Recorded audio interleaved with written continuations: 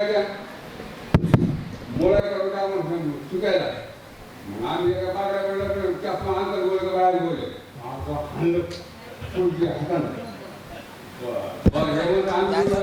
मॅजिकला हाताना पट्टा पुरमान का गेस पड्या देखतच पान खाल्लं गेलो वर्गात असे खाणे देश पांडे मुकलो तर खाणे करून अजून माझी कंबर पकड अजून कंबर पकड असं आमचं शिकत मग शिकत कसं का करू आम्ही का आम्हाला बरोबर जाईल का करू बस का धरली धरण म्हणजे गवळे तुला रेटे सर मला रेटे द्यायला यश काय पाठवा मग आम्ही माझ्याकडे तू पाहिलं आम्हाला कुठं नको करायचं आगे बरोबर किशात गेले पुन्हा काय काय का करून पास झाले आम्ही असं करता करता कॉलेज संबोधन सेकंड इयर काढला सरपंच झालो सगळी घरामध्ये खाऊन टाकलं चेअरमॅन झालो ते खाऊन टाकलं विशेष कार्यक्रम दंडाधिकारी घरामध्ये गाडी एक मुंबईला राहतो गाडी आता महाराष्ट्र फिरायचं भेट होता फुकट राहायला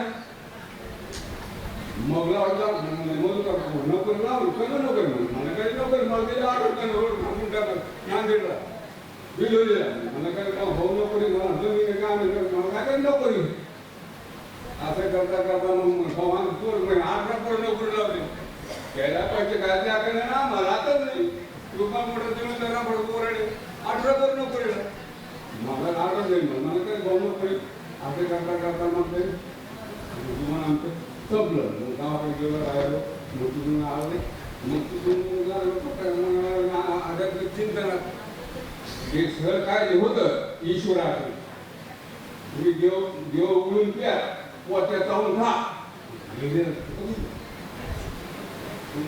असं काऊन केलं ते ईश्वराकडे आता हे मंदिर सर्व त्यांना हा ईश्वरी अवतार आम्ही मास्तर भेट होतो पण मंदिर सरले मास्तर लागत होता आता क्रियाला पडर वेगळं मास्तर आम्ही आज आडतो ना ते काही करत नाही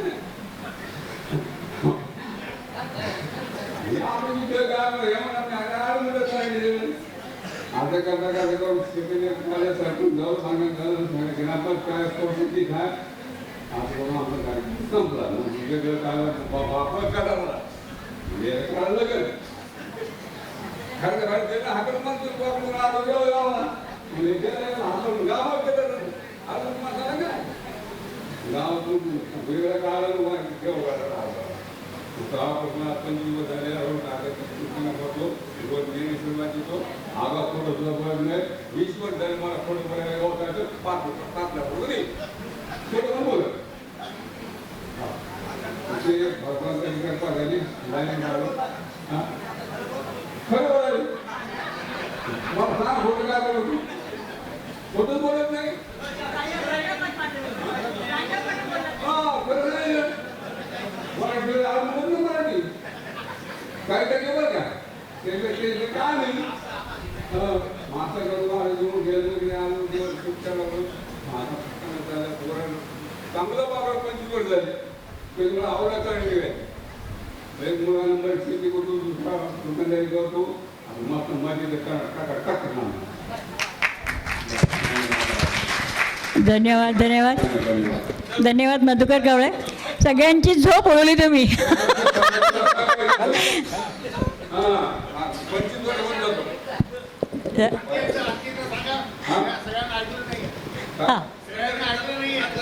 सांगा सांगा पुढे सांगा पुन्हा वाक्य बोला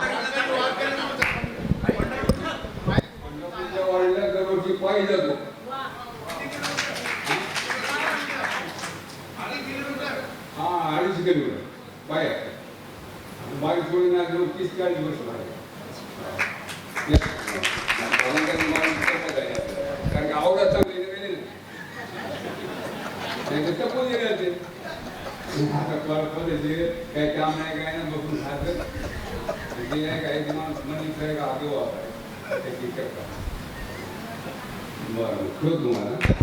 धन्यवाद धन्यवाद खूप खूप धन्यवाद सगळ्यांना हसवलं खूप छान बोललात तुम्ही आणि प्रांजळपणे मत मांडलं तेव्हा काय काय केलं कॉलेजमध्ये ते पण सांगितलं आणि आता अध्यात्माची पण त्याला जवळ आहे, वारी करता दरवर्षी. किती छान गोष्ट आहे. खूप खूप धन्यवाद. मुख्य म्हणजे सगळ्यांची झोप उडाली हे महत्त्वाचं आहे.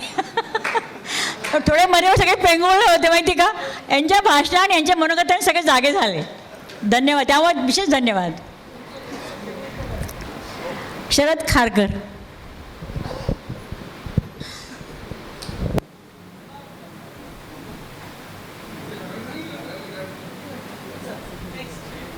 कीर्तनकार. मला खूप आनंद झाला नाही आणि सगळ्यांना भेटून वगैरे खूप आनंद झाला. मला ते 2-4 दिवसापासून तर कधी भेटतो कधी नाही असं झालेलं आहे.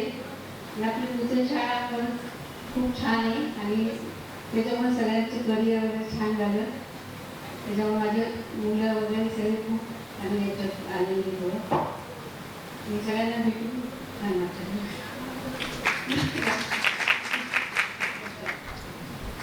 सकाळी शाळेत मी 10वी पर्यंत एक फारसा हुशार विद्यार्थी म्हणून माझ्याकडे नाव घेतलं. मी PUCला कला शाखा घेतली, BA झालं, MA चा फर्स्ट पार्ट केला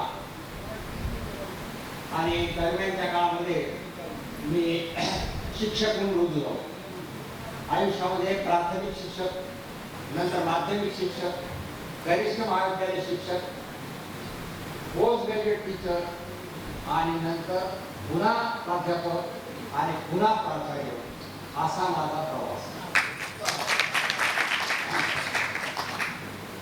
या प्रवासात 1989ला मला दुसरं जीवन झालं.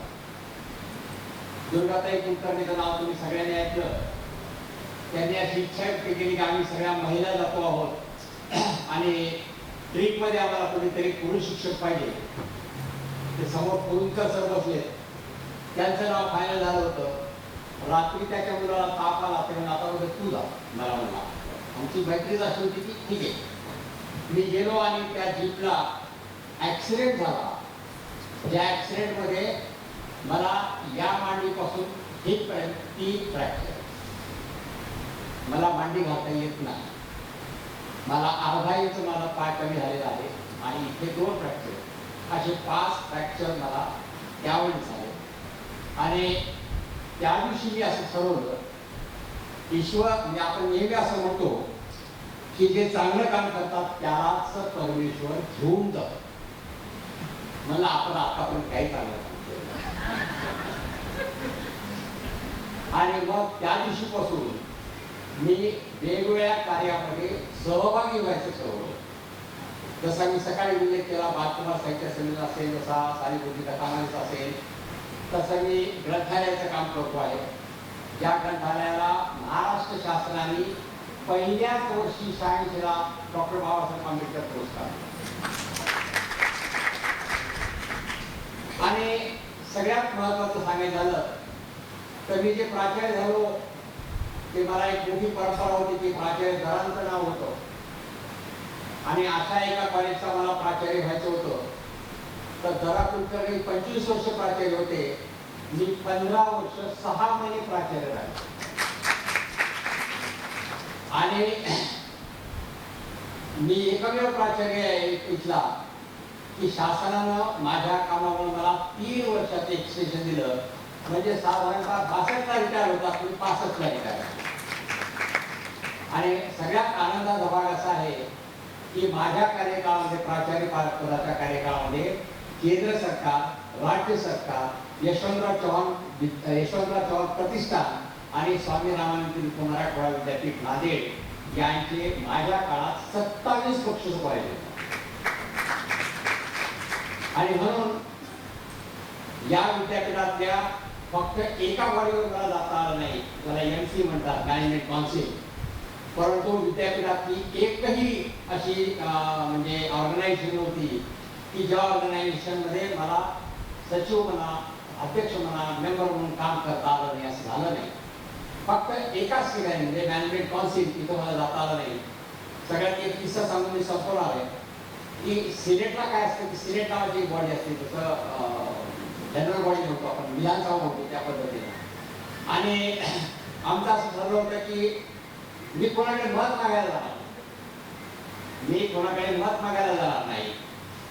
आणि झालं असं की ऐनवेळेस एका प्राचार्याने फॉर्म भरला, ती मुदत संपून गेली आणि मी जाहीर केलं की मी ठरवलेलं होतं की मी कुणालाही मत मागायला जाणार नाही. परंतु तुम्हाला आनंदाची गोष्ट सांगतो की ते पडले आणि मी निवडून.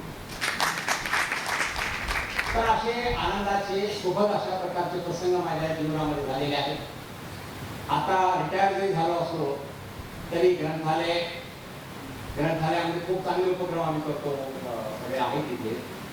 एक दिवस एक पुस्तक नावाचं आमचं सिरियस असतं की दर महिन्याला आम्ही एका पुस्तकावर चर्चा करतो.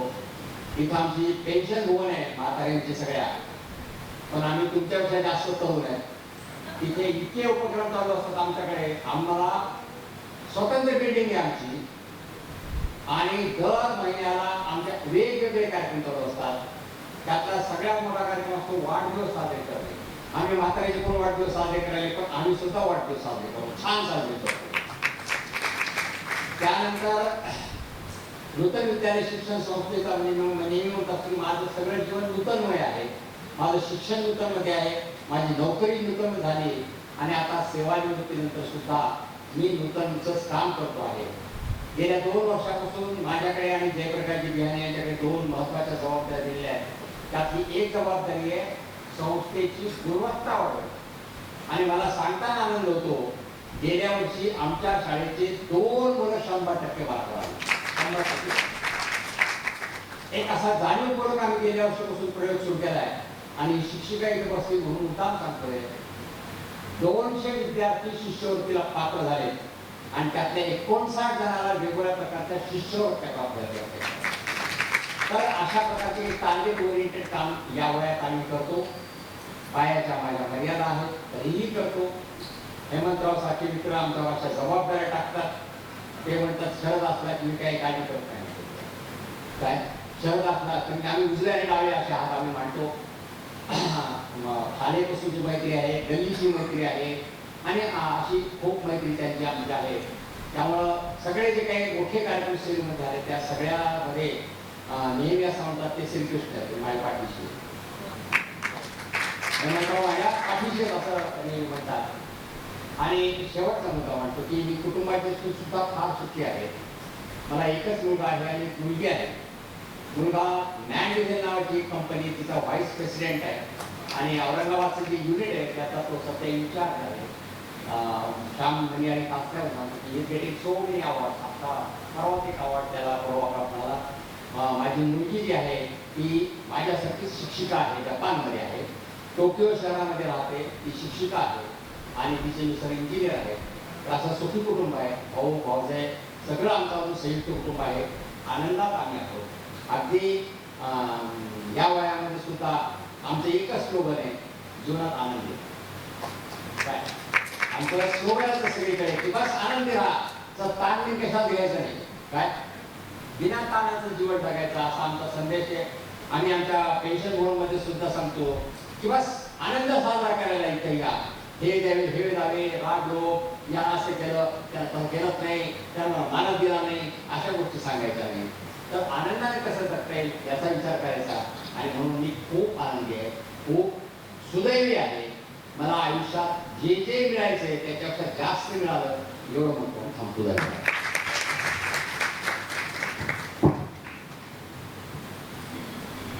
जाता जाता सांगून जातो की इव्हेंट मॅनेजमेंटचा मला अलीकडच्या काळामध्ये नाद लागलेला आहे.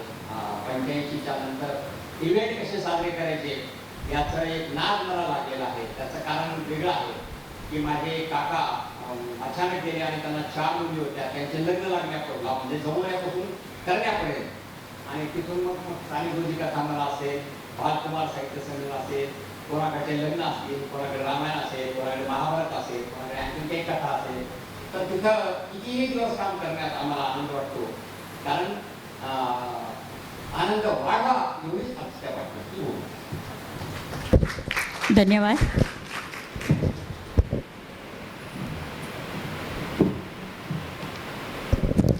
खूप छान उत्स्फूर्त आणि म्हणजे प्राचार्य लोकांना कसं असतं, माईक दिला तर झोपेत बोलतील मी ते म्हणते. अर्धा घंटा सहज बोलतील, कुठला विषय दिला की झोपेत पण ते बोलू शकतात, इतकं चांगलं बोलतात ते. त्यांना विषयाचं काही हे नसतं, कुठल्या विषय द्या त्यावर अर्धा पाऊण तास आरामात बोलू शकतात. धन्यवाद. खूप छान अनुभव शेअर केल्याबद्दल. पुढचं नाव आहे रावसाहेब कुलकर्णी. ते 11वी म्हणजे SSC आपलं त्या. तर परत माझ्या वडिलांची नंतर बदली झाल्यामुळं अंबाजोगाईला माझं SSC कंप्लीट झालं. पण मी या शाळेतलं एकच सांगू शकते, आपण सर्वांनी लहानपणी कविता ऐकली असेल, ही माझी माझं आवडते शाळा, जसा माऊली बाळका लागला विते लळा. त्या बाबतीत माझ्या बाबतीत ते खरं पूर्ण पुण्य सत्य आहे. शाळेतल्या शिक्षकांनी आमच्यावर जे संस्कार केले, जे वातावरण आम्हाला दिलं, ते आम्ही कदापिही विसरू शकत नाही. मी शाळेची आणि शिक्षकांची खूप खूप आभारी आहे. बस एवढं बोलून माझं भाषण संपलं. धन्यवाद. निर्मलासोबत तिची बहीण आलेली आहे वनमाला कुलकर्णी. ती पण इथे शिकलेली आहे, कॉलेजमध्ये पण शिकलेली आहे. तिला पण आपलं मनोगत मांडायचं आहे. सेलूलाच राहिलेली आहे. आमचे वडील इथं बरेच दिवस SBHला होते. त्यामुळे सेलू या गावाशी आमचा इतका जवळचा संपर्क आलेला, आणि या गावाबद्दल आम्हाला इतकं आपुलकी, ओढ, कारण या गावाने आम्हाला संस्कार दिले, या गावाने आम्हाला शिक्षण दिलं, या गावाने आम्हाला प्रेम दिलं, माया दिली, आपुलकीची माणसं दिली. ते आम्ही कदापिही विसरू शकणार नाही. जेव्हा जेव्हा मी निर्मलाकडे जाते किंवा ती माझ्याकडं, मी नांदेडला असते येते, तेव्हा असं आम्ही दरवेळेस ठरवतो की आपण एक सेलूला जायचं. पण असं वाटतं आपण सेलूला गेल्यानंतर भेटायचं कोणाला, तिथं आता आपल्याला कोण ओळखणार, आपली कोण ओळखीची माणसं भेटणार. कारण प्रत्येकजण आता आपल्या संसारात आपल्या व्यापात गुंतलेली असतील. पण काही वेळेस असं लक्षात आलं की नाही, आपल्याला ओळखणारी काही माणसं. आणि शरद कुलकर्णीमुळे हा योग इतका छान आला. शरदला मी विचारलं की मी तर काही तुमच्या बॅचची वगैरे नाही आहे, तर मी येऊ शकते का? ते म्हणाले अवश्य, तुम्ही आलात तर आम्हाला आनंदच होईल, या. शरद कुलकर्णी माझ्या यजमानांची पण चांगली ओळख आहे, तर त्यामुळं मी तिच्याबरोबर यायचं ठरलं. तिच्या यजमानांना म्हटलं तुम्हाला जर तिच्याबरोबर जायचं तर तुम्ही जा, मी माझं कॅन्सल करून टाकते. ते म्हणाले नाही ताई, तुम्ही जा, तुम्हाला तिथलं ओळखीचे माणसं भेटतील, मित्रमैत्रिणी भेटतील. आणि मला आनंदच होतो की मी नूतन महाविद्यालयात शिकलेली आहे. नूतन महाविद्यालयाची मी पहिली बॅच आमची DR कुलकर्णी सर प्राचार्य होते. आणि आमच्या वडिलांचं हे तत्त्व होतं की तुम्हाला मी बाहेर कुठे ठेवणार नाही, ज्या जागी मी आहे त्या जागी जर कॉलेज असेल, पुढच्या शिक्षणाची सोय असेल तरच मी तुम्हाला शिकवणार. आणि आमचे नशीब किंवा भाग्य असे की ज्या वर्षी मी मॅट्रिक पास झाले 1968मध्ये, म्हणजे तुमच्यापेक्षा मी 4 वर्षांनी सिनियर आहे, त्या दृष्टीने मी तुमच्या सगळ्यांची ताई आहे. तर आणि मग 68मध्ये मॅट्रिक झाले आणि त्याच वर्षी इथं कॉलेज निघालं. आणि द.रा. कुलकर्णीसारखे प्राचार्य, इतर काटे, वांगीकर, भोसकर, मानधने हे सगळे आमचे प्राध्यापक. आणि इतके छान प्राध्यापक वर्ग होता की आम्ही कधीही आयुष्यात यांनी दिलेली शिकवण विसरू शकणार नाही. शाळेतही मंडलिक सर, दातार गुरुजी, इनामदार सर, पागेबाई हे सगळे आमच्या शिक्षिका. तर आणि दुसरा योगायोग असा की वडिलांची पुन्हा 5-6 वर्षांनी पुन्हा बदली झाली, पुन्हा आम्ही सेलूला आलो. झंवर परिवाराशी आमचा अगदी घरगुती संबंध, पुष्पा झंवर, सुशिला झंवर हे अगदी आम्ही एका कुटुंबातले राहत असल्यासारखं होतो. त्यामुळे ह्या गावाबद्दल एक विलक्षण आकर्षण, या गावाने दिलेले संस्कार आम्हाला आयुष्यात खूप काही देऊन गेले आणि ते चिरस्मृतीत राहतील. सगळ्यांची या कार्यक्रमाच्या निमित्ताने भेटी झाल्या, गळ्यामिठी झाली आणि आनंदाचा जो परमोच्च क्षण आमच्या जीवनात आला. त्यामुळे या सर्व कार्यक्रमाचे संयोजक विशेषतः शरद कुलकर्णी यांचे मनःपूर्वक आभार. सर्वांना दीर्घायुष्य लाभो ही मनःपूर्वक प्रार्थना. धन्यवाद. धन्यवाद मॅमला ताई. खरंच ताई म्हणून खूप छान बोललीस आमच्याबद्दल, सगळ्यांच्याबद्दल. आणि आमच्या सगळ्यांच्याच मनातल्या भावना तू व्यक्त केल्यास. खरं म्हणजे ज्या कोणी बोलल्या नाहीत ना, त्यांच्या मनात हेच विचार आहेत की या शहरानं आपल्याला काय दिलं, तेच तिने व्यक्त केलेलं आहे. खूप छान. नथुराम कुलकर्णी.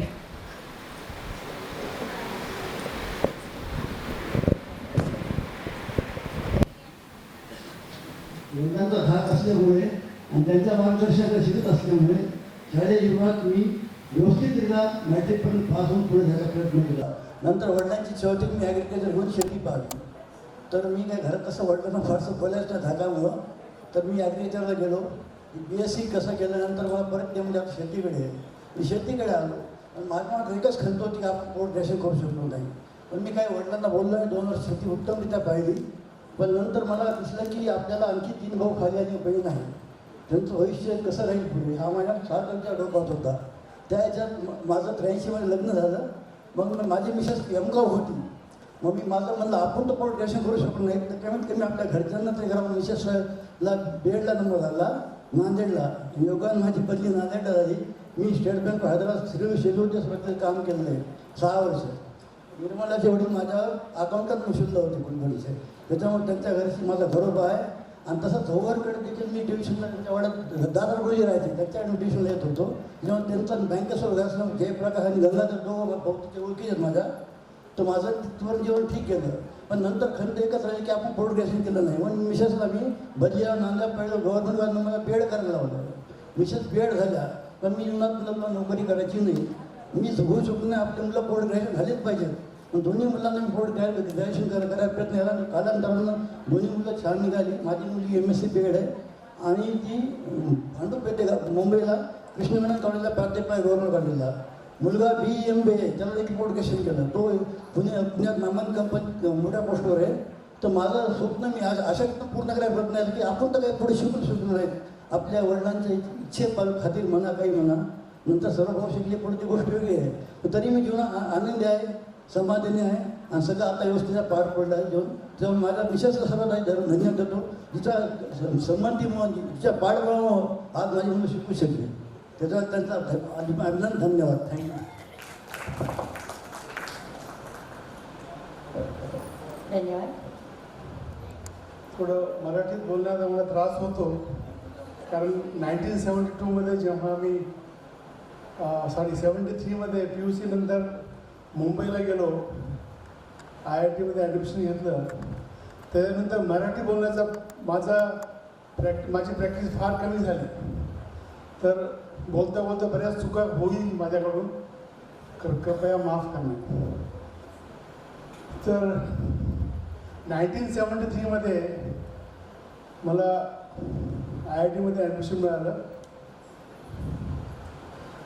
आणि IIT बॉम्बेमध्ये मी मेकॅनिकल इंजिनिअरिंगला ॲडमिशन घेतलं. इथे आम्ही माझा प्रत्येक वर्गात 3-4 मध्ये रँक असायचा आपल्या शाळेमध्ये. तर मला वाटलं की मी पण तिथे पण टॉपर असणार. पण तिथं बघितलं की सगळेच topper. There were 200 students in the class and all were toppers from their respective universities. तर मी थोडंसं मला कॉम्प्लेक्स डेव्हलप झाला. पण त्यांनी सुरुवातीला पहिल्या आठवड्यातच त्यांनी 200 विद्यार्थ्यांची परत टेस्ट घेतली and I stood within first 20. That's all.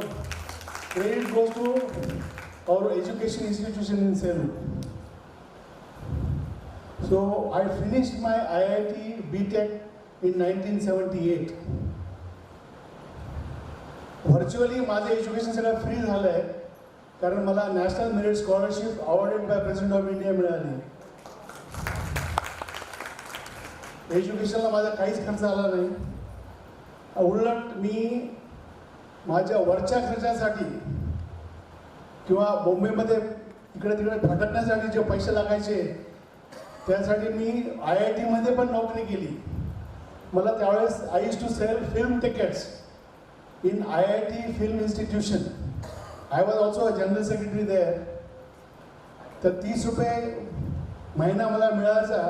त्याच्यामुळे माझा उर्वरित खर्च त्याच्यामुळे निघाला. आणि I was not a burden to my father, because आमच्याकडे काय होतं की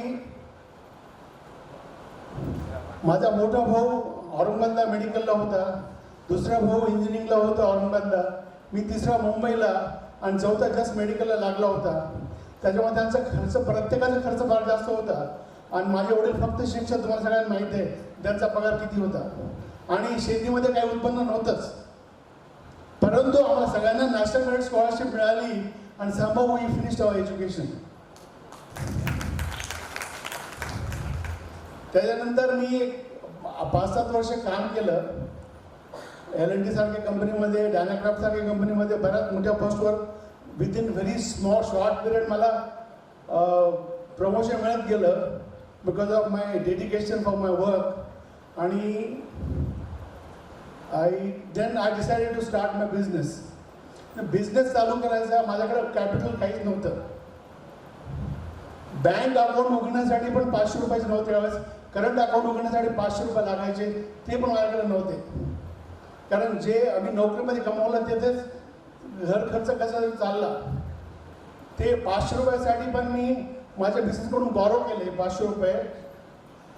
अकाउंट उघडलं, बिझनेस चालू केला. प्रत्येक पहिल्या बिझनेसमधून जे प्रॉफिट मिळालं तिथून एक फॅक्टरी चालू केली.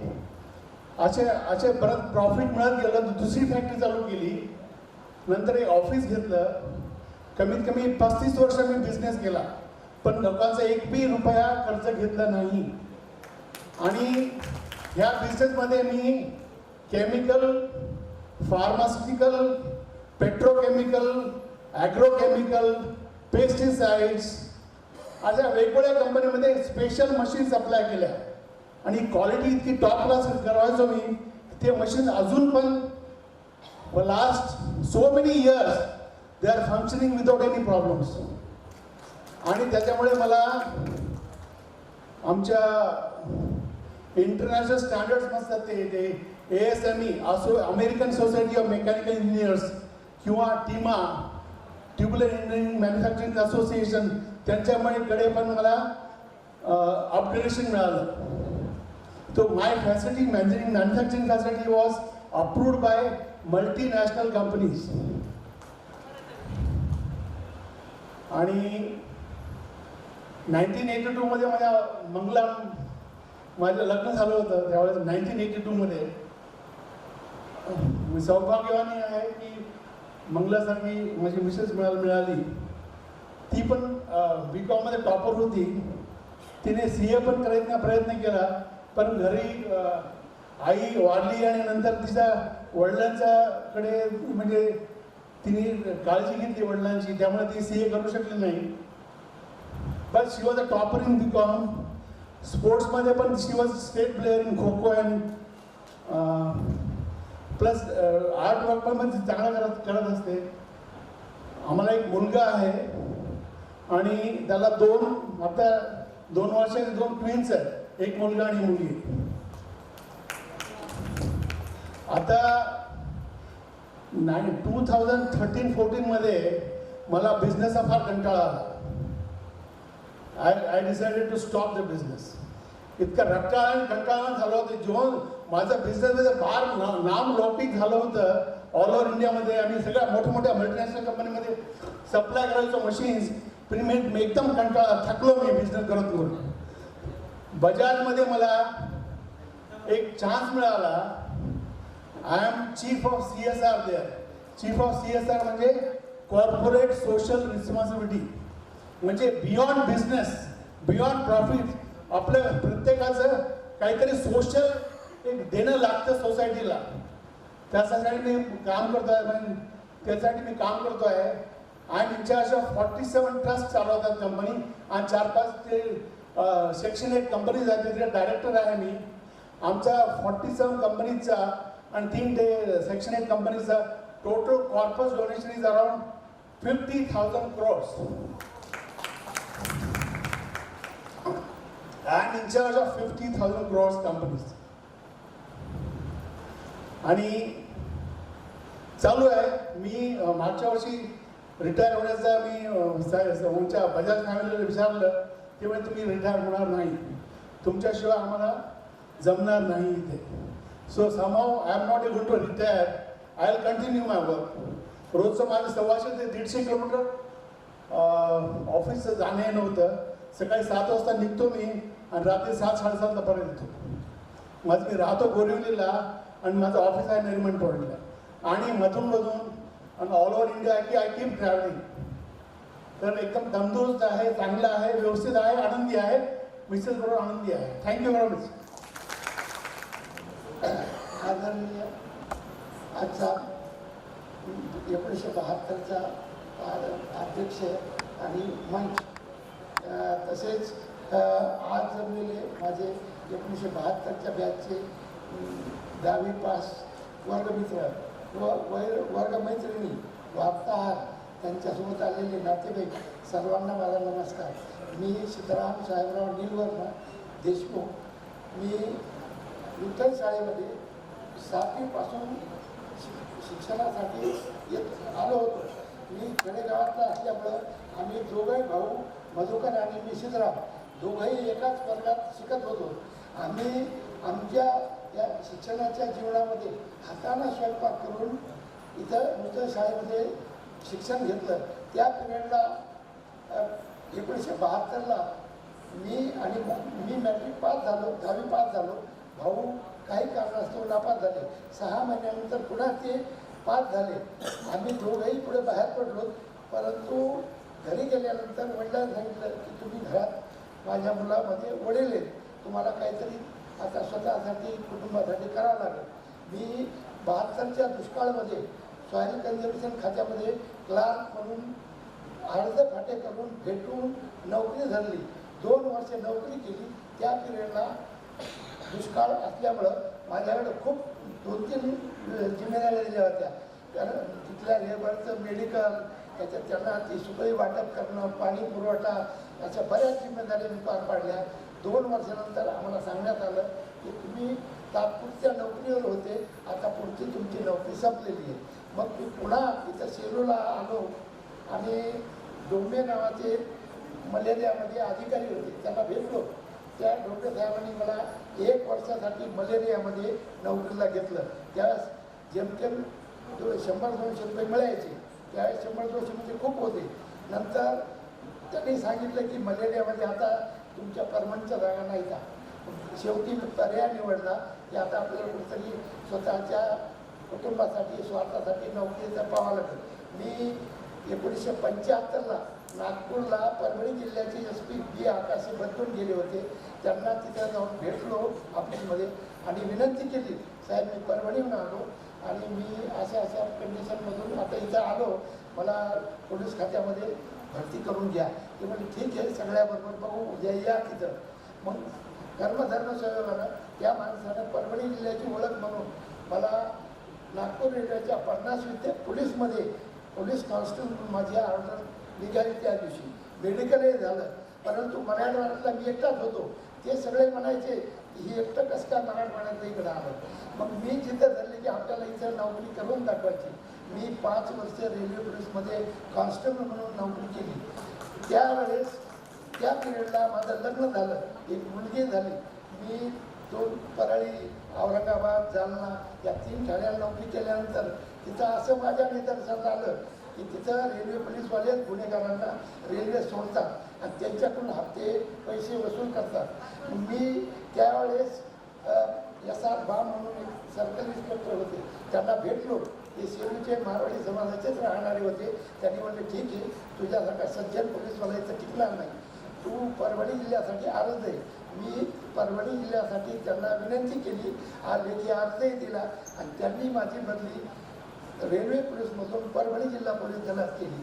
मी पोलीस दलामध्ये पुन्हा 31 वर्ष परभणी जिल्ह्यात वेगवेगळ्या ठाण्याला नोकरी केली. मी हेड कॉन्स्टेबल झालो, ASI झालो आणि शेवटी बोरी पोलीस स्टेशनला 1 वर्षासाठी मला डिपार्टमेंटल प्रमोटेड PSI म्हणून नोंद देण्यात आलं. माझी त्या सॅलरी बऱ्यापैकी वाढली आणि माझ्या पाठीमागे मी 3 भाऊ होते. त्या 3 भावापैकी 1 भावाला माझ्याबरोबर नोकरी लागली होती. 2 भाऊ शिल्लक होते, त्यांना आरोग्य खात्यात, दुसऱ्या खात्यात नोकऱ्या लावल्या आणि माझा चरितार्थ मी चांगला चालवला. परंतु ज्या दिवशी मी फौजदार म्हणून अंगावर ड्रेस घातला त्या दिवशी मला नूतन शाळेमधील शंकरराव मंडलिक साहेबांची आठवण झाली की या शिक्षक वृंदामुळेच मी या पदापर्यंत पोहोचू शकलो. मला इथल्या ज्ञानाचा आयुष्यात भरपूर फायदा झाला आणि माझ्या हातून कोणावरही पोलीस खात्यात अन्याय झाला नाही. मी त्या अन्यायाला कुठेतरी वाचा फोडण्याचा प्रयत्न केला आणि इमाने इतबारी नोकरी करून अधिकारी नाराज झाले पैसे न कमवल्यामुळं. तरी परंतु मी म्हणलं नाही साहेब ते व्हायच्या होणार नाही.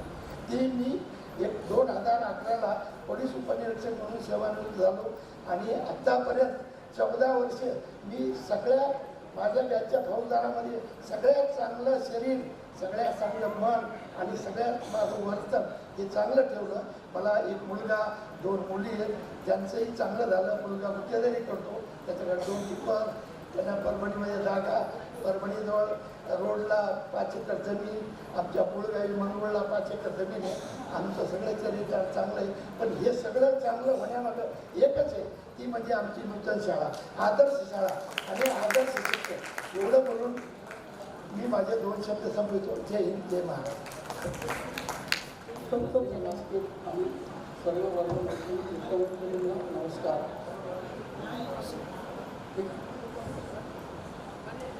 माझं प्राथमिक शिक्षण पहिल्यापासून आदरणीय व्यासपीठ आणि माझ्या सर्व वर्गमित्र मैत्रिणींना नमस्कार. माझं शिक्षण प्राथमिक शिक्षण केंद्रीय प्राथमिक शाळेत झालं आणि त्यानंतर 5वीपासून पुढेच नूतन शाळेत. 10वीपर्यंत व्यवस्थित शिक्षण झालं. 10वीनंतर फर्स्ट क्लास आलो, PUC सायन्सला ॲडमिशन घेतली. फर्स्ट इयरला भावांतर आंदोलन झालं. त्या आंदोलनामुळे परीक्षा लांबल्या आणि एक विषय एटी राहिला आणि ते इंजिनिअरिंगला जाण्याचं माझं तुटलं. त्यानंतर मग कंटिन्यू करून BSc केलं. त्यानंतर वडील म्हणाले, वकील होते वडील, तर LLB कर. LLB कम्प्लीट केलं. मी नाही पण दुसऱ्या परीक्षा देत होतो बँकेची, गव्हर्नमेंट, सेंट्रल गव्हर्नमेंटची. त्यात AG ऑफिसमध्ये मला कॉल आला ॲज अन ऑडिटर. मुंबईला मी AG ऑफिसला जॉईन केलं. 3 महिने तिथे जॉब केला. मी नाही कॅनरा बँकेची ऑर्डर आली. कॅनरा बँकेत शिफ्ट केलं तिकडे रिझाईन करून. कॅनरा बँकेत जॉईन केल्यानंतर वर्षभरानंतर SBIचा कॉल आला. परंतु मला आता कंटिन्यू करूया आहे तीच बँक सारखाच आहे दोन्ही. कॅनरा बँकमध्ये कंटिन्यू केलं. 2017मध्ये तिथं रिटायर झालं. आयुष्यामध्ये बाकी सगळं सुरळीत चाललं आणि आता आनंदात आहे. धन्यवाद. मॅट्रिक झाल्यानंतर अनएक्सपेक्टेडली माझं परफॉर्मन्स खूप चांगलं राहिलं. बोर्डात मी 4था आलो. हो ना, तुम्ही पुढं होते माझ्या. नेहमी श्याम पुढं असायचा, श्री पुढं असायचा, पण बोर्डात मी 4था आलो आणि एकच फॅड मनात घुसलं की आपण फर्ग्युसन कॉलेज पुण्याला शिकायचं. घरी वडिलांना असं सांगितलं मला फर्ग्युसनला शिकायचं आणि नेमकं सेलूला त्यावेळेस कॉलेज झालेलं होतं. वडील म्हणले काही कुठे जायचं नाही, आपल्याला सेलूलाच कॉलेजमध्ये ॲडमिशन घ्यायचं. आणि माझा विचार पुढे जाण्याचा होता. वडीलही त्यांच्या ह्याच्यावर ठाम होते. मी थोडी जिद्द केली. मी 4था जरी आलो असतो तरी एक जोरात धापड मारलेली मला अजून आठवतं.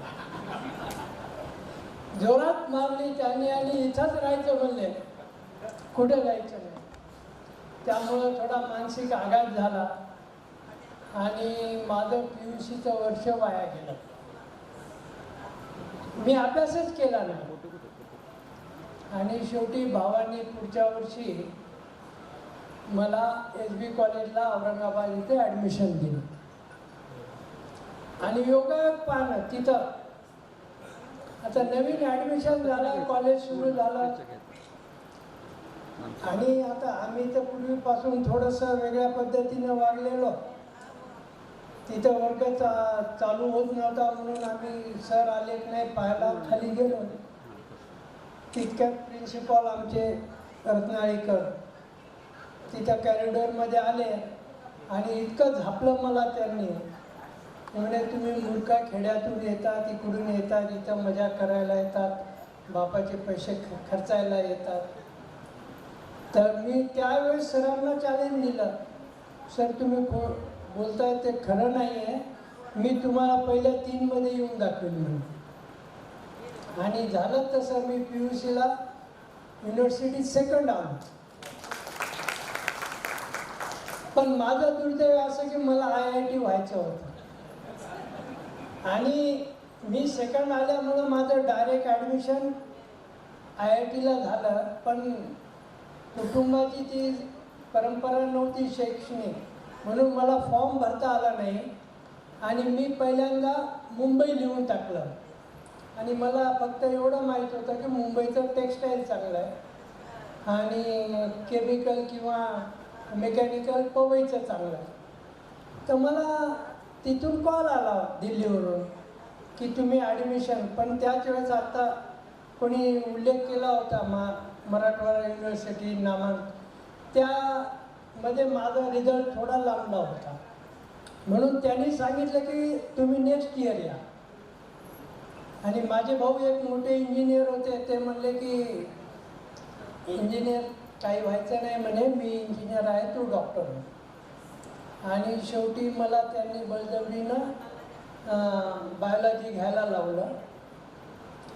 आणि त्या काळात माझी इच्छाच नव्हती ना, आपलं ॲडमिशन झालेलं आहे इंजिनिअरिंगला, आपण पुढच्या वर्षी जाऊ.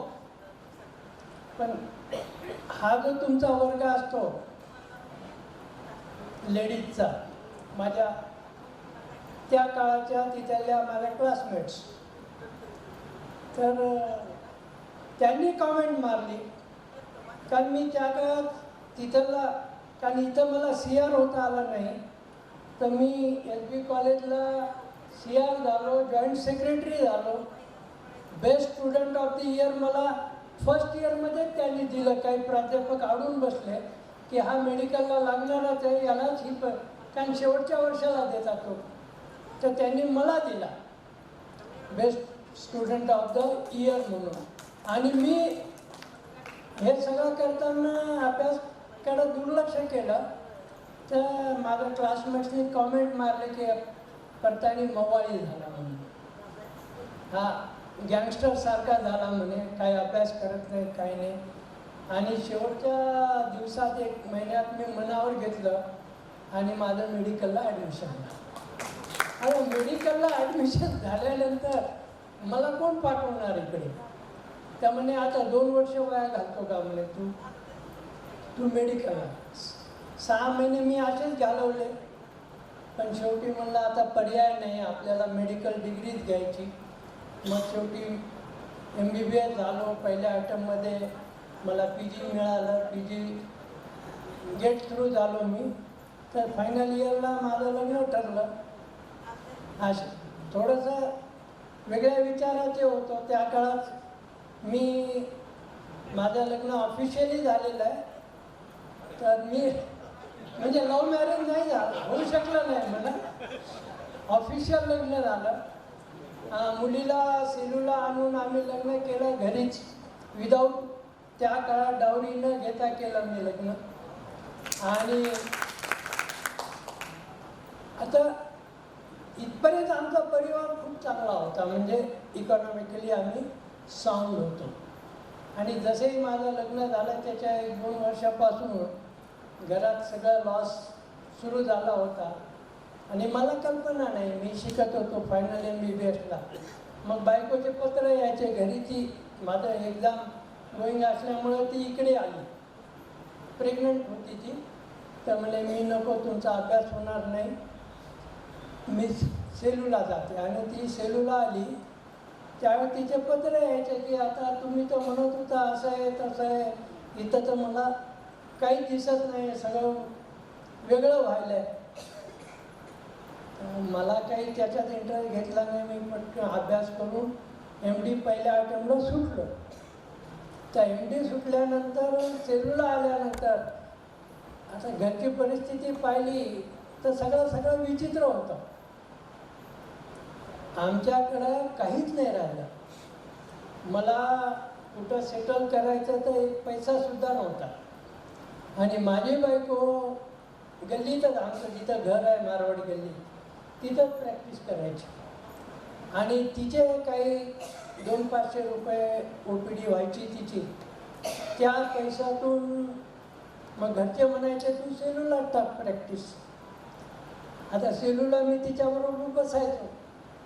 पण काय व्हायचं, सेलूला कोणी पेशंट दाखवायला यायचं आणि मी म्हणायचो असं असं या तपासण्या आपल्याला कराव्या लागतील, मग ते परभणीला जाऊन करून यायचे.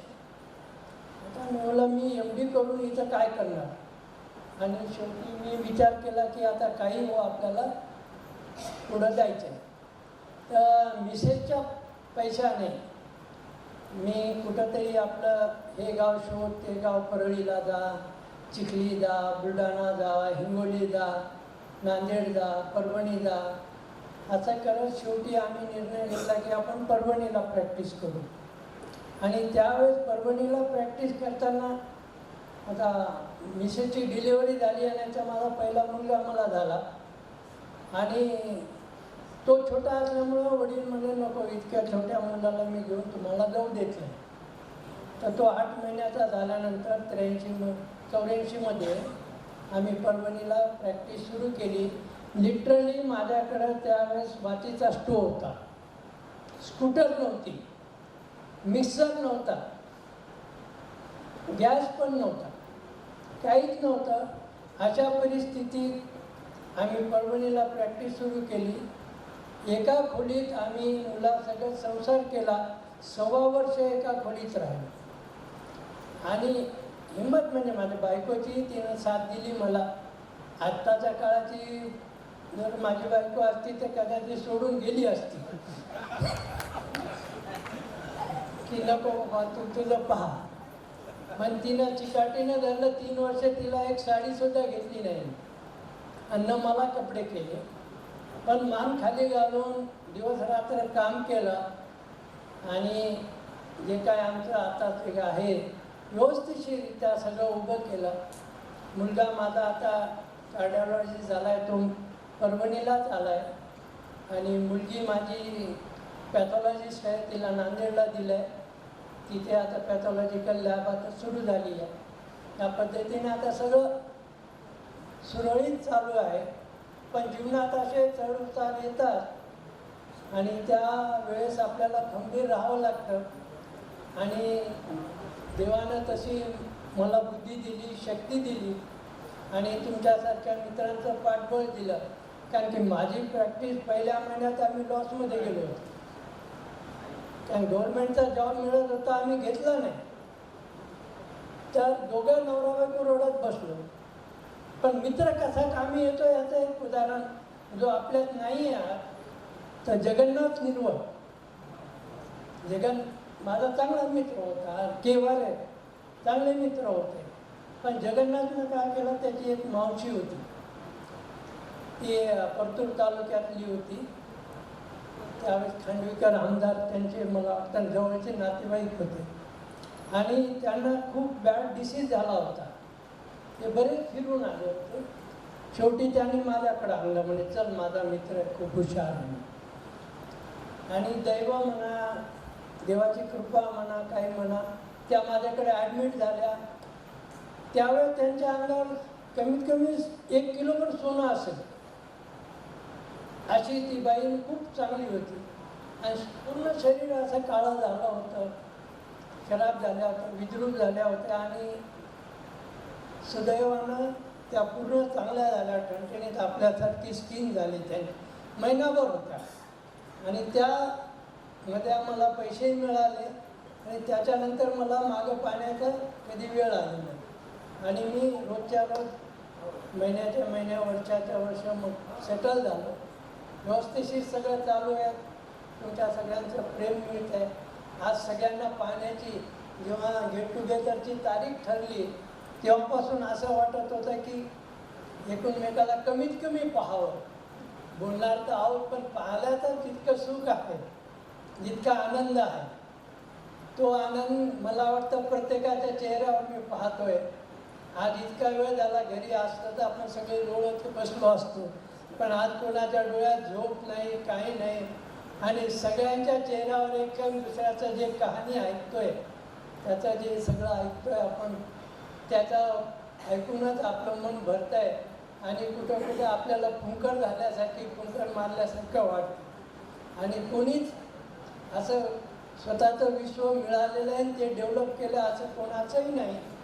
प्रत्येकाने आपलं विश्व निर्माण केलं आहे आणि आपल्या पिढीला बरंच काही देऊन जाणार आहेत आणि असंच सगळ्यांना सुखी समाधानी आयुष्य देवाने द्यावं आणि असंच आपण दरवर्षी किंवा 2 वर्षाला भेटत जावं ही ईश्वरचरणी प्रार्थना करतो आणि मला बोलण्याची संधी दिल्याबद्दल सगळ्यात आभार मानतो. जय.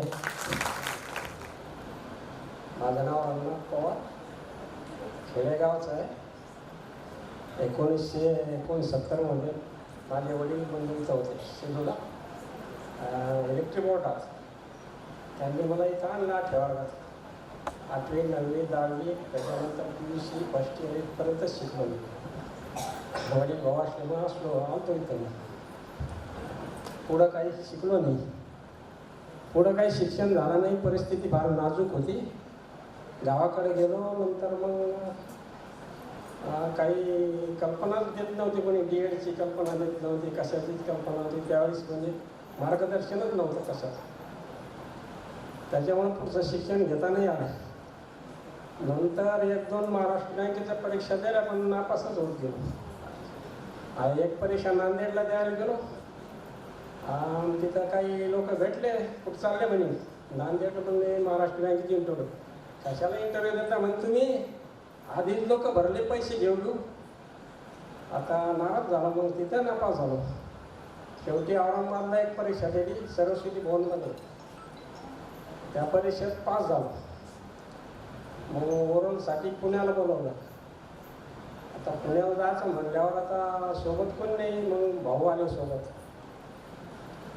तिथं काय नाही, नाव गाव विचारलं फक्त, झालं जा म्हणे.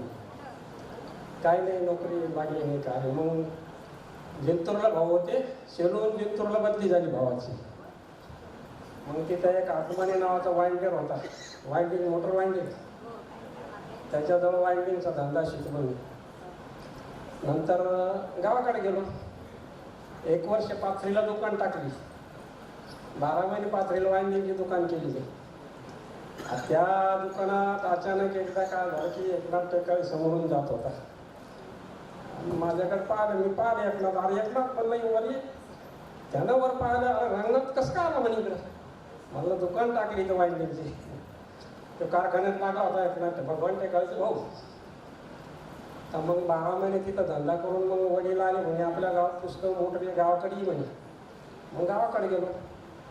35 वर्ष धंदा केला. पण त्या धंदा असा शेती बी होती माझ्याजवळ. वाइंडिंगचा धंदा करायचा, शेतीला खर्च लावायचा. धंदा शेतीने खाल्ला, शेती चोराने खाल्ली. महिना शेतात जाताच नाही. मग परिस्थिती खूपच नाजूक झाली. त्यात मग तीन मुली 1 मुलगा. म्हणला आपली नोकरी लागली नाही पण आपल्याला मुलाला कष्ट होऊ द्यायचं नाही. म्हणलं कसं करायचं, शिकवायचं, कर्ज का व्हायना म्हणून. मग 2 मुली शिकवल्या, 12वी पर्यंत शिकल्या. मग पुढं नाही शिकू शकलो. मात्र मुलगा शिकवला. मुलगा आता इंजिनियर आहे पुण्याला. लहानी मुलगी BSc ग्रॅज्युएट केली. मागच्या वर्षी लग्न झालं तिचं. आत्ताच बंजारा समाजाचा विषय निघला होता. आपल्या मित्रांना काढला होता ना, याडी वगैरे. मी बंजारा समाजाचा आहे. तर मग लहान्या मुलीचं मागच्या वर्षी लग्न झालं. आमच्या समाजात खूप हुंडायला लागला. कर्ज काढून 10 लाख हुंडा लावून लग्न केलं मागच्या वर्षी नेमकंच. तर अशा परिस्थितीनुसार आतापर्यंत बरं झालं समजा. जास्त काही बोलता येत नाही आता मला. सगळ्या मित्रांना नमस्कार. माझे वडील नूतन विद्यालयामध्ये शिक्षक होते, भेस रोडगे. त्यांचा पण मोठा मुलगा. माझे वडील शिक्षक होते आणि त्यांना भरपूर जमीन होती. म्हणून मला काय शिक्षणाच्या काळामध्ये काही कमी पडली नाही. एकदम व्यवस्थित माझं शिक्षण झालं. मी 72मध्ये मॅट्रिक झाल्यानंतर शेलूच्या नूतन विद्यालयामध्ये PUC आणि BSc फर्स्ट इयर केलं. BSc फर्स्ट इयर मॅथमॅटिक्समध्ये केल्यानंतर मी औरंगाबादला गव्हर्नमेंट इंजिनिअरिंग कॉलेजमध्ये BE मेकॅनिकल केलं. BE मेकॅनिकल केल्यानंतर औरंगाबादलाच जे सध्या प्रोझॉन मॉल आहे त्या ठिकाणी API नावाची कंपनी होती. त्या कंपनीमध्ये 13-14 वर्ष मी काम केलं.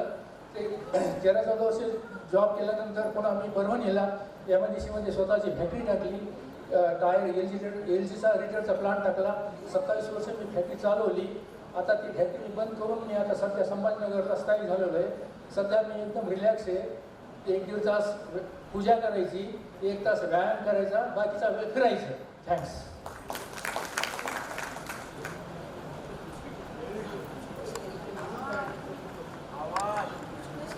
मी ज्ञानेश्वर गणेशराव सोळंके, राहणार गंगामसला, तालुका माजलगाव, जिल्हा बीड. आपलं जे 1972च्या बॅचचं स्नेहसंमेलन चालू आहे, या सत्राच्या अध्यक्षा जवळताई, तसेच प्रमुख पाहुणे गिरी, सूत्रसंचालन करणाऱ्या प्रमोदिनी, जमलेले सर्व वर्गमित्र मैत्रिणी आणि वर्गमित्राच्या सहचार्याने, आणि विशेष आमच्या गावचे पत्रकार श्रीपाद कुलकर्णी मगापासून या कार्यक्रमाला आपल्या हजर आहे. मित्र, मी 1972ला म्हणजे 71-72लाच 10वीला नूतन विद्यालयात आलो आणि नूतन विद्यालयात पास झाल्यानंतर नूतन महाविद्यालयात PUCला ॲडमिशन घेतलं. तर PUCला ॲडमिशन घेतल्यानंतर आणि या 10वी आणि PUC या 2 वर्षातल्या आठवणी जर सांगायचं म्हटलं तर त्या तिन्ही आठवणी माझे मित्र डॉक्टर सुभाष परतानीशी निगडीत आहे. मी खेड्यातूनच आलेलो 10वीला.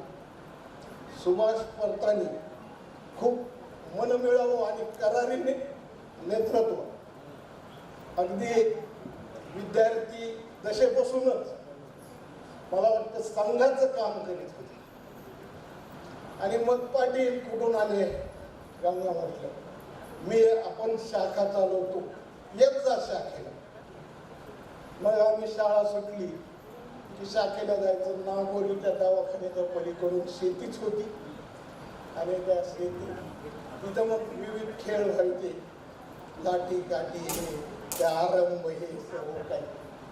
आणि ते होत असताना 7-8 दिवस गेले आणि परतांनी सांगितलं की आपले कुणीतरी येणार आहे घरून.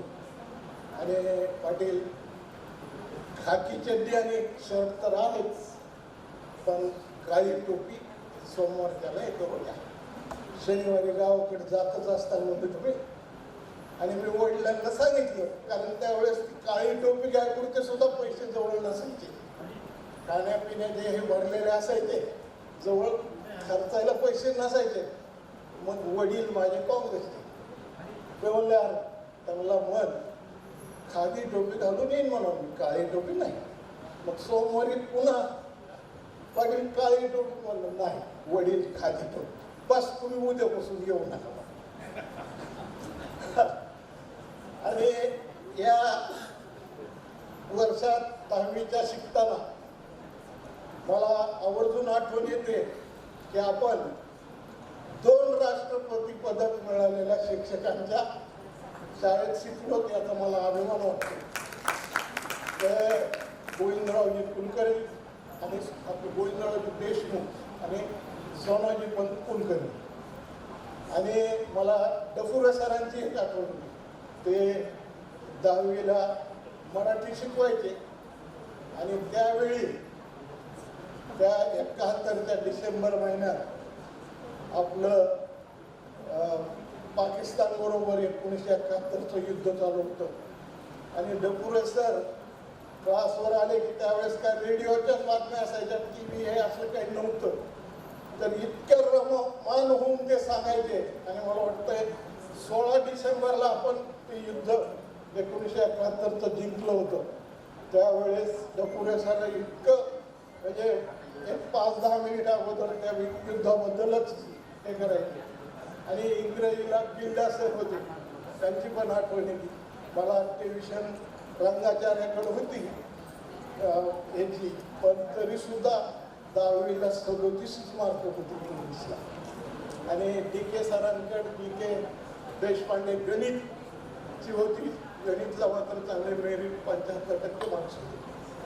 तर 10वी नंतर ज्यावेळेस PUCला ॲडमिशन घेतलं आणि एक निवडणुका सुरू झाल्या कॉलेजच्या, तर त्यामध्ये मी CRला उभा राहिलो, अपोजिटला सुभाष परतानीच होते. आणि मग सुभाष परतानी रूमवर आले आणि म्हणजे पाटील कशाला उभं राहिले, वर्ष वाया जाईल, पुन्हा फुकट एक वर्ष वाया जाईल. परंतु त्या इलेक्शनमध्ये बाकीच्या मित्रांनी विशेष करून हेमंत आडळकर, अशोक वाकणकर, त्या म्हणजे आर्ट्सच्या यांनी अगदी मला बळ दिलं, नाही नाही तू उभं राहायच म्हणून. आणि बाकीच्या 41 मतदान झालं, 21 मतदान मला पडलं, 20 मतदान सुभाष परतानीला. आणि बघा त्यांनी आत्ताच सांगितलं, त्यांनीच ड्रॉप घेतला PUC.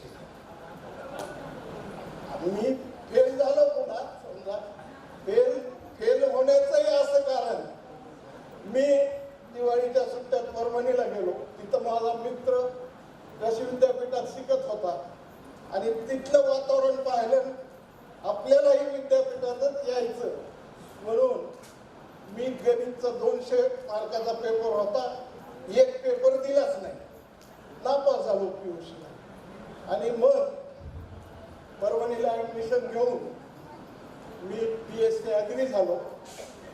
BSc ॲग्री झाल्यानंतर सर्व्हिसच्या भानगडीत न पडता आम्हाला एम्प्लॉयमेंट केलं की सर्व्हिस लागत होती, परंतु त्या भानगडीत न पडता माजलगावला सिंधवाना सीड्स आणि कृषी सेवा केंद्र सुरू केलं. आणि ते आमच्या 2-3 पार्टनरशिपमध्ये होतं. ते काही 2-3 वर्षाच्या वर चाललं नाही. त्यानंतर गावाकडंच राहिलो आणि सामाजिक कार्य करत राहिलो. त्यामध्ये आपल्या शाळेचे विद्यार्थी, माजी आमदार मोहनराव काका सोळंके यांच्या नेतृत्वाखाली काम करीत राहिलो. आणि 1995ला गावचा सरपंच झालो. पण मधुकरराव कवळेंनी जसं सांगितलं तसा सरपंच नव्हतो. माझ्यावर कायम प्रभाव आपल्या भांगडाजीचा होता. आणि सरपंच झाल्यानंतर मी त्यांच्या तत्वाप्रमाणेच काम केलं. मार्केट कमिटी सदस्य झालो, बांधकाम समिती त्यातला अध्यक्ष झालो. आणि 50 लाखाचे कामं माझ्या याच्याखाली झाले, तेही अगदी बांगडाजीच्या तत्वानीच केले. आणि गावाला ह्या सगळं पाहून मला जलस्वराज्याचं अध्यक्ष केलं. ती 65 लाखाची योजना पण अगदी त्याच पद्धतीनं राबवली. आणि आज बीड जिल्ह्यात फक्त जलस्वराज्याची माझ्याच गावची योजना चालू आहे. आणि हे मी म्हणजे हुशारक्या मारत नाही, कारण माझे गावकरी आणि पत्रकार माझ्या समोर आहे. ही त्यांनाही ज्ञात आहे. आता कौटुंबिक माझ्या ह्याच्याबद्दल सांगायचं म्हटलं तर माझं पहिलं लग्न BSc ॲग्री कम्प्लीट होण्याच्या आधीच 77ला झालेलं आहे. परंतु जवळपास 18 वर्ष मला अपत्य नव्हतं. म्हणून मिसेसच्या सल्ल्यानं दुसरं लग्न करावं लागलं 1995ला. आणि आता मला 2 मुली आणि 1 मुलगा आहे. मुलगी गेल्या वर्षी स्पर्धा परीक्षा देऊन तलाठी म्हणून लागली. दुसरी मुलगी MA आणि मुलगा BCom झालेला आहे. आता तुम्ही सर्व अगदी आजोबाच्या भूमिकेत आहे, परंतु मी आणखी विवाहित झालेलो नाही. त्याच्यामुळं आजोबा व्हायचं तर लांबच राहील. आणि दुसरी एक आठवण सुभाष परतानीच्याच संदर्भात 2000 मध्ये मी माझ्या दोस्ताला घेऊन ते हृदयरोग तज्ञ परभणीच्या हॉस्पिटलमध्ये गेलतो. तर दोस्ताच्या तपासण्या वगैरे झाल्या, ते दोस्त म्हणले हे आमच्या ह्यांना बी तपासा. माझी पूर्ण तपासणी झाली आणि मी म्हणलो फीस, अरे मला आणखीन हे करतो का म्हणून, मला माहीत नाही काय खूप सोळंके मला हे करून फीस घेतली नाही. म्हणजे इतकं मला त्या माणसाचं म्हणजे इतकं लक्षात ठेवलं की त्यावेळेस पुन्हा आठवण की अरे मला एक मतानं पाडलेला तू मी तुझ्याकडून कशी फीस घेऊ. तर मित्र, अगदी शेलूचे संस्कार आणखीनही माझ्या मनावर बिंबलेले. जे कोणतं मी कार्य हाती घेतो ते या सर्वांची अगदी आठवण येते. भ्रष्टाचार मला कसलाच मान्य नाही आणि कसल्या बाबतीत मी खोटं पण बोलत नाही. तर असं माझं आयुष्य चालू आहे. आणि माझे जे आता कार्य राहिले व्हॉट्सअपच्या ग्रुपमधून तुम्हा सर्वांचं कॉन्टॅक्ट तर आहे. तर या निमित्तानं पुढं आणखीन होतंय का नाही हे आपलं गेट टुगेदर पण एक निमंत्रित करतो की मी आता मुलीचं साठी बघायलो असतं तर त्या लग्नाला तुम्ही सर्वांनी यावं ही विनंती करतो. जय हिंद.